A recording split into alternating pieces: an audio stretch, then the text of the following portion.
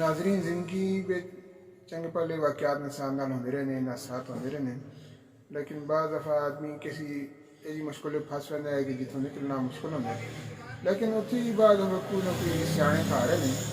जड़ा कि उस मुश्किलात विचों निकलने दा राह तुसां पा सकदे तेरा नाल एक बंदा है शो पे देखदा है और असी के शो दे हाँ असां ना पढ़ां ते ना कदा करें जेह्ड़े शो देखदे ने उ'नें गी पता उसी कि ओह् आखदे जरा शो दे दौरान जेह्ड़े लाइटां बंद कर छड़दे होंदे न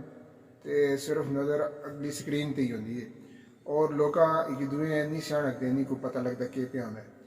ते बहरहाल जेह्ड़े जुड़दे न उ'नें पता उसी ते ओह् आखदे न जी ओह् पेआ शो पे बैठे दा है ते उसां फिर इंसान है कमज़ोर मखलूक है बंदा है गंदा है ते उसां थुक आ गया हून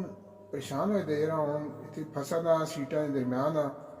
इन्हां बिच्चों ना निकल लगदा ते केह्ड़े पास्से चलां ते थुक ही आया ते मूंह पर आ गया ते नाल आने पुछदा है यरा हून केह् करां मैं थुक आए दा ते केह्ड़ी जाई थुकां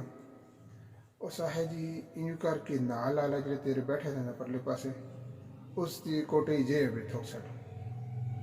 ओह् आखदे यरा केह् अजीब मशरा पे देने उस पता लग गया फिर केह् उसी ते होर नवां मेरे आस्ते तू पार्ट खोलन लगे ओह् आखदा है मैं आखना ही नहीं पिया उसी कोटे च जेब थुक छड़ अहे उस पता लग गया जी तुदा को पता लगे बस ये गल है जी कि इंसान जेह्ड़े मुश्किल फसा दा होंदा ते उस फिर ही कम्म होंदा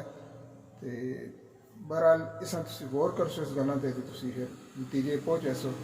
फिर अगर किसी वीडियो पे मिलने हैं तो बाकी गल्ल करसा।